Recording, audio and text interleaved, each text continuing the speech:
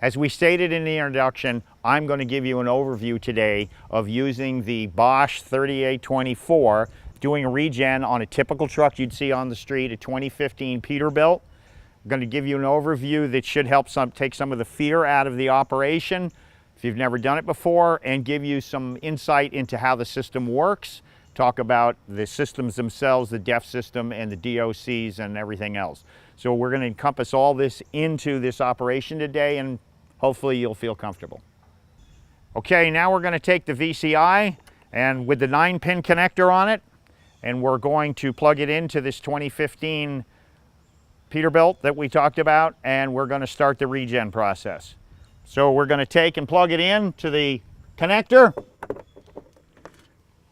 Many trucks need to have the key turned on afterwards, so I'm just going to do that out of habit. Keys on.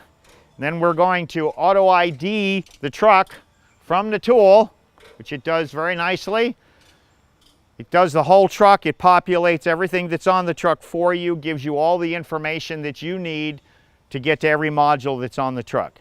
It's a simple process. The tool is extremely easy to use. It does the same thing every time on every Class 7, Class 8 truck. And so you'll have zero problem at all using the tool the first time you use it with no instructions. Very, very simple, nothing complex. Okay, now the screen is populated with everything that's on the truck. As you can see, we just let it run and it finds everything that's on the truck. I'm going to take you to the transmission section for a second to point out the ease of use and show you the flow of the tool so that you can get the idea of what I'm talking about, how easy this is to use, and some of the fantastic features that are on here. So we touch transmission, we touch continue, and it asks me which generation transmission it is, and I'm going to take 1939 because this is a late model truck. Sometimes it'll ask you for a little help and information because it can't figure it out. As you can see, it just goes in and starts the program itself. Now when this goes in here, we'll be able to look at all aspects of the transmission. We'll be able to look at data, we'll be able to control tests. We're not going to do that today. I'm just going to give you a quick overview and show you the menu so you can see how the tool is the same no matter where you go, making it extremely easy and simple to learn.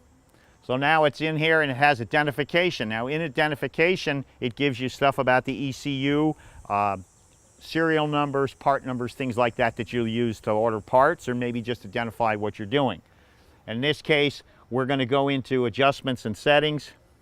We're going to go in here and we're going to touch the reset values of the control unit. Okay, gives you some information. Now I'm going to show you some of the technical data that resides on the tool that's available to you anywhere on the tool in any module that you're in. It's simple to get to, and again, this resides on the tool. So anywhere you see these two arrows, left, right, you click that, you have wiring diagrams available and technical information, technical data available. This will create a list of things that we can look at. There'll be pictures and information in here. And as you can see, there's a complete list of everything on the transmission. I'll take you down to something, let's go to the range change solenoid value block. And when that appears, you'll have a picture of what that item is and a little bit of a breakdown of where it is on the transmission. Should make your life easy. That runs throughout the tool. When we get to the DEF system, it points out the same information on the exhaust system. On the DEF system is where the temperature sensors are and the pressure sensors and all that reside. So that's what we're going to show you as we go through the tool, but I wanted you to see how the tool flows in a different area than we're going to work with today, just so you can see that it's the same no matter where you are on the tool. Okay, now we're going to back out of where we are here, go back to the main menu. We'll go in and show you how the tool looks exactly the same when you go to the main menu and choose another module. The tool will work exactly the same. So over here is back, okay? We'll hit back again. We'll back up from there. Let's just come back to the main menu. Now we'll go to the overview menu where it's all populated. We'll pick the engine, which it picked out all by itself. Okay, it's identified the processor there that it's going to talk to. Now it goes in and it just populates what it needs, fix out the variables that are in the processor itself, which are all embedded in there, and then comes up and gives you basically the same menu you just saw. So in that menu will be identification, read codes, clear codes, actual values, actuators, special functions, and then adjustments. I can rattle that off because it's the same no matter where I go in the tool, and it's laid out exactly the same. The only thing that would change is if you didn't have special functions or adjustments or something, that would drop off, but the menu runs the same, as you can see.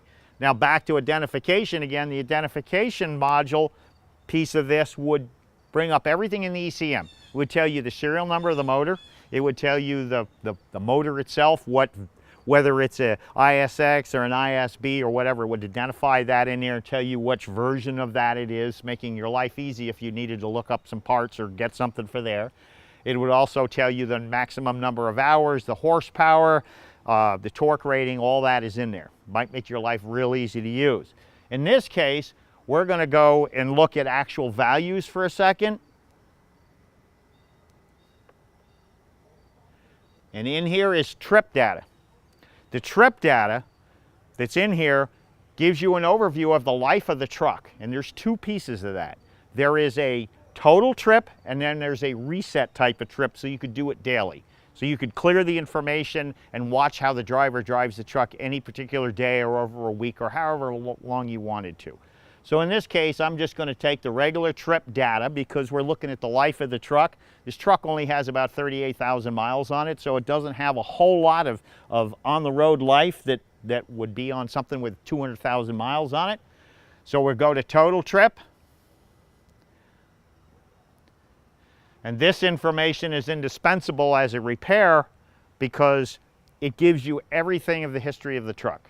So all the stuff you need to know, how many hours are on it, how many hours it's idled, how much fuel it's burned, average speed, average time that the accelerator was pressed onto the floor. This is a plethora of information for you to pick from. So from here, as you can see, we have the Ecm Operating Time, which in this case is 3,714 hours. Okay, we have the total operation in motion of the vehicle, maximum speed, RPM was 2,500. So you got a lot of stuff here. If you had an over rev, you'd be able to see it right here because it would be recorded until the end of time, until somebody reflashes the computer or whatever. As we go down through here, we have the amount of idling time, full load, total fuel consumption, which in this case is 11,158 gallons. The mileage on the ECU, meaning if it ever been replaced, the mileage on the truck and the mileage on the motor would be two different things. So in this case, we have the total operating time is the same. And here is the bottom one is vehicle speed with accelerator floored. So as I said, you know how hard this truck is being driven because you can see how many hours out of the total it was kept completely on the floor. So this information is indispensable in a diagnostic anywhere, and it's available to you on this tool everywhere you go. If you look down here, you'll see the same two arrows that go left, right, which give you the technical data into wiring diagrams. So we'll just kind of click that a second, and I'll go to technical data again here in the engine just to show you that the flow is exactly the same as it was in the transmission. Again, this tool is very simple to use. The learning curve is very short, and pretty much you could use the tool just from watching this video for a short time to use it to do whatever you need to do. So as it figures out all that database and pulls that out, which is pretty big, and this resides on the tool. It does not come from the internet, it's on the tool. You can get to it anytime. So now we have some general information. We have the EPA 10 test, which would be useful in doing the regen on this truck because it explains what that means. EPA 10 means that this truck is in compliant for the year 2010 emission standards. So you can look at that and figure out what exactly that means. It'll remove some of the fear of working on these things because there's all kinds of acronyms that you don't know what they are.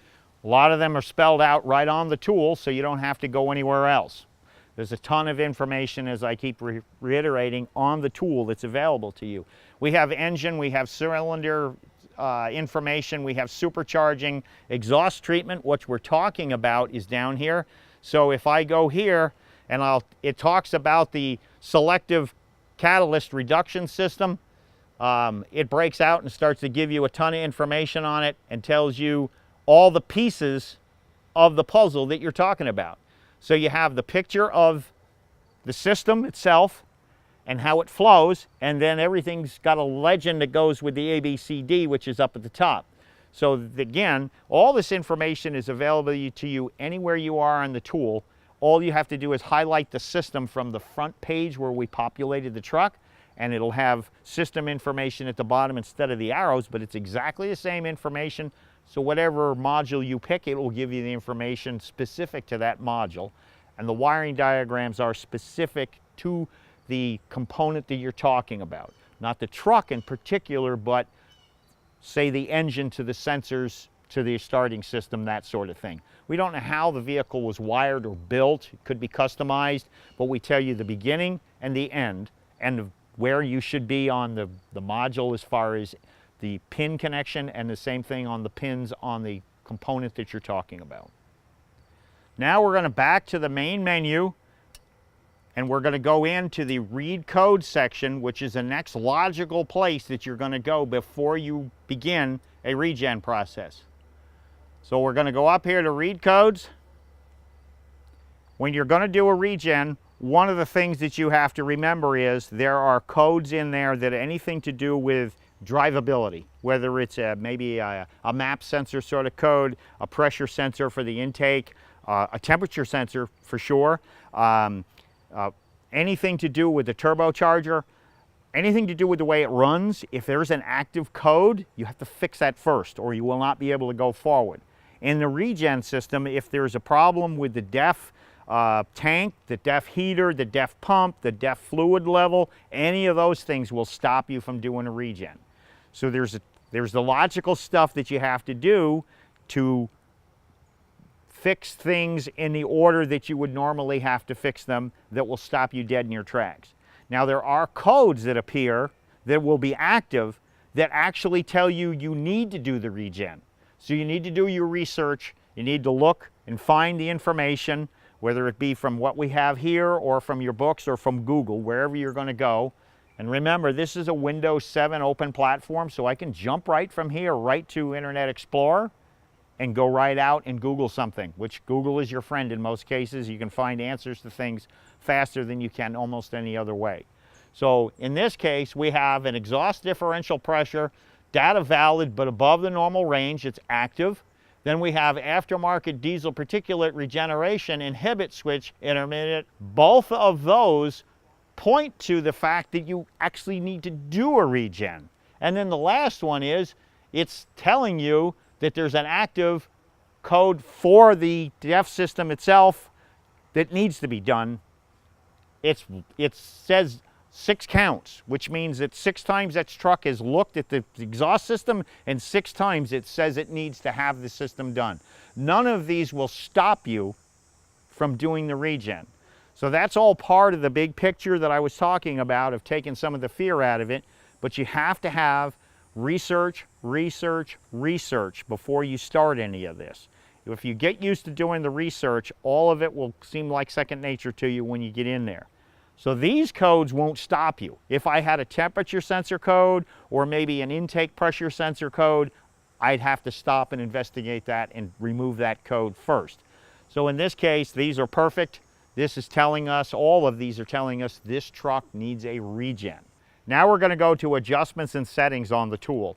In that section, it has multiple menu items that I'll explain that pertain to the DEF system, do with the filters and the resets and the whole thing and the regeneration. So we'll go there now and we'll show you all about that. Now we've got the menu open and you can see we start with DOCs, then the DEF system, then the injector reset, the particulate filter regeneration itself, and the particulate filter replacement.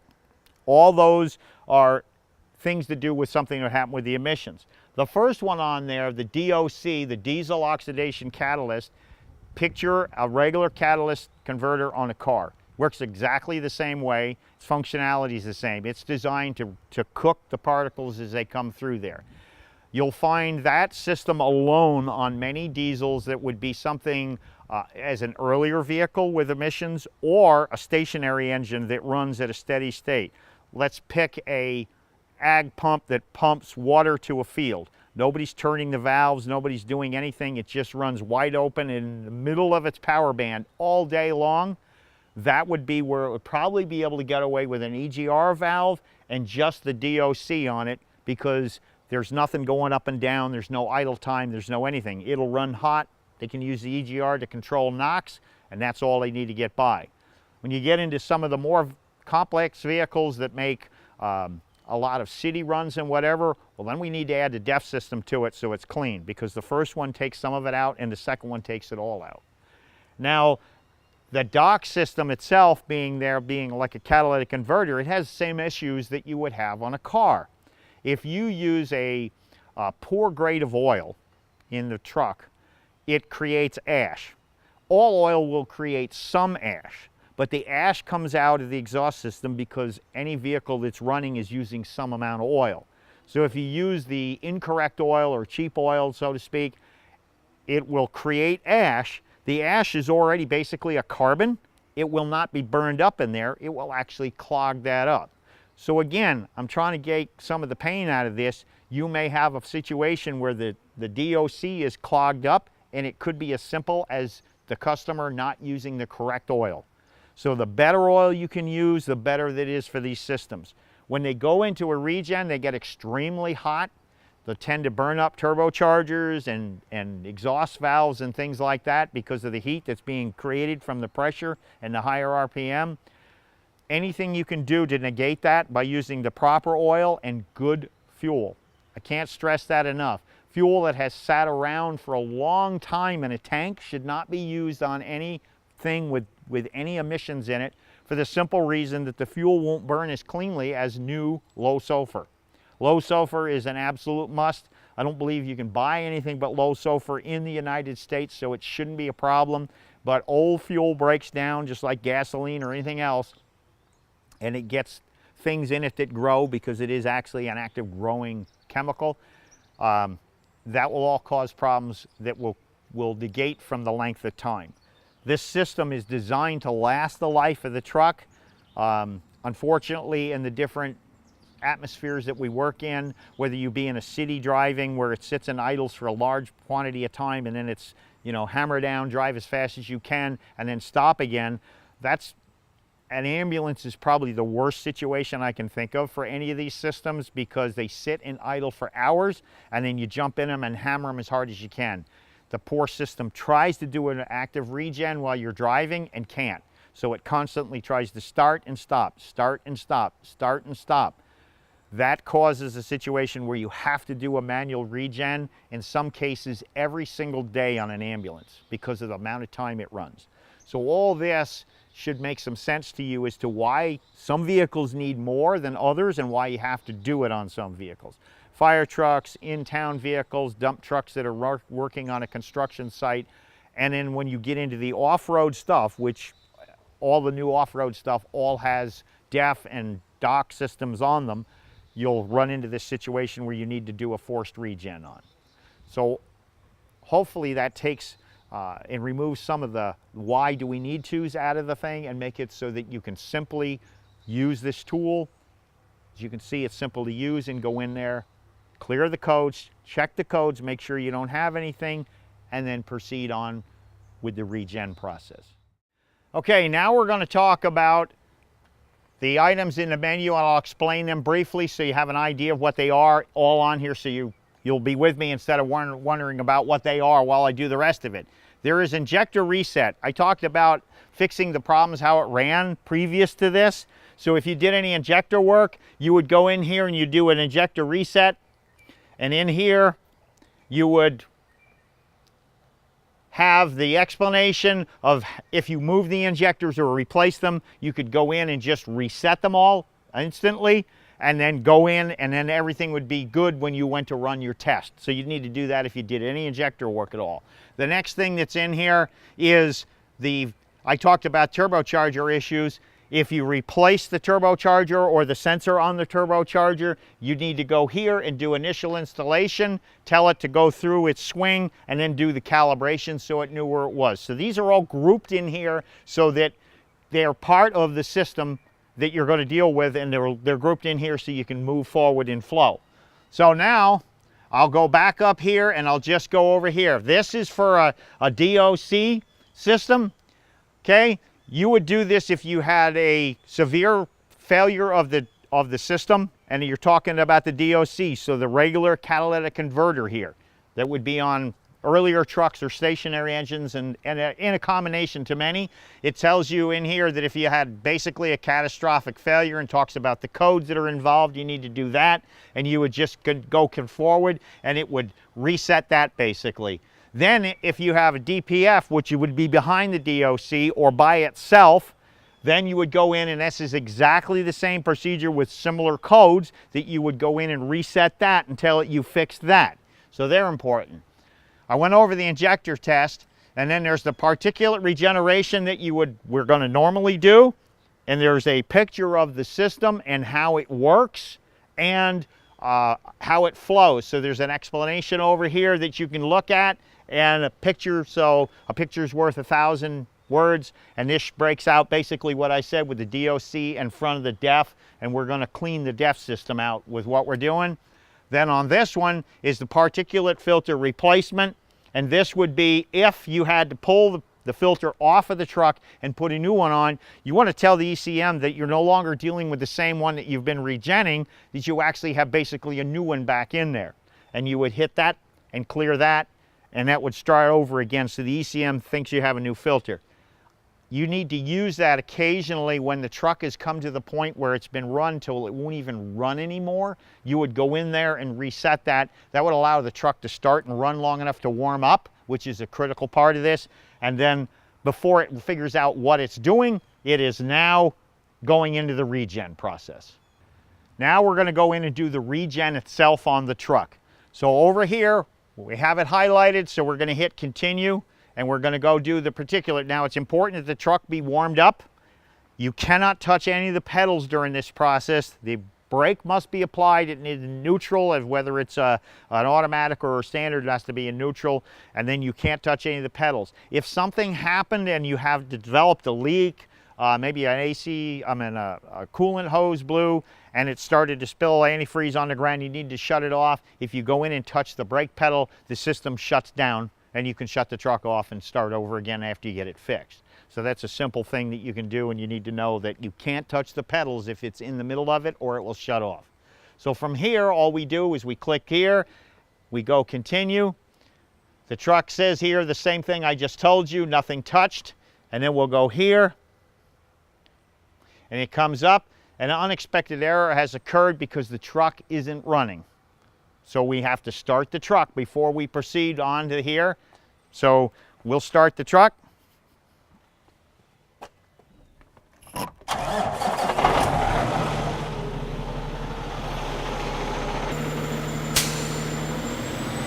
Once you start in on the regen system with the truck running, the RPM will increase, the exhaust temperatures will start to increase, and you can view all that on the screen, so you can watch everything that's going on. The temperatures must change and continually go up, and depending if you have 2 or 3 sensors, you can watch the beginning, the middle, and the end of the process right through it. So that's how you do a regen. Now it's up to the truck, the algorithm that's in it for the length of time. It might be 20 minutes or it might be over an hour. Right now I'm going to tell you about the Uni Connector. This is a brief overview on how to use it, take some of the confusion out of it. First thing you have to have is the Uni Connector itself, which is a Bosch available product that goes on the end of the VCI.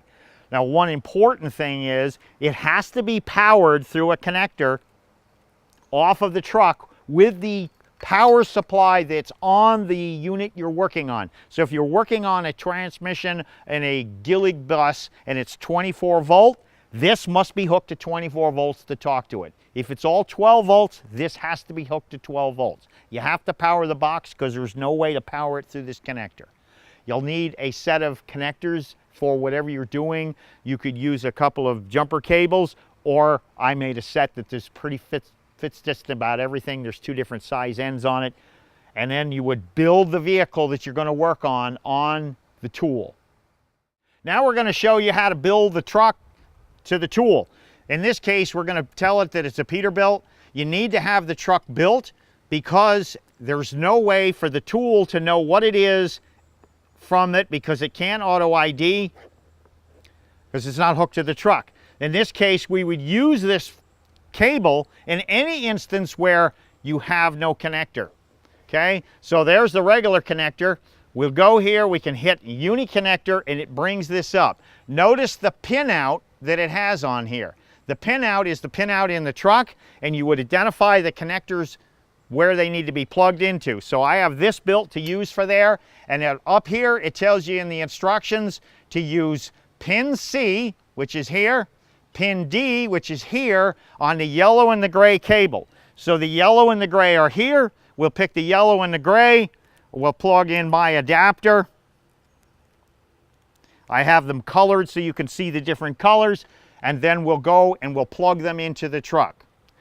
The reason for this cable and this connector is any incident at all that you have where you have a damaged cable, a damaged connector, or perhaps it's a stationary engine that has electronics, but the connector you have doesn't fit that. All you need to do is be able to figure out where the can is and then use this breakdown to use this connector. So it's available anywhere if you lost a cable or had a damaged one to be replaced.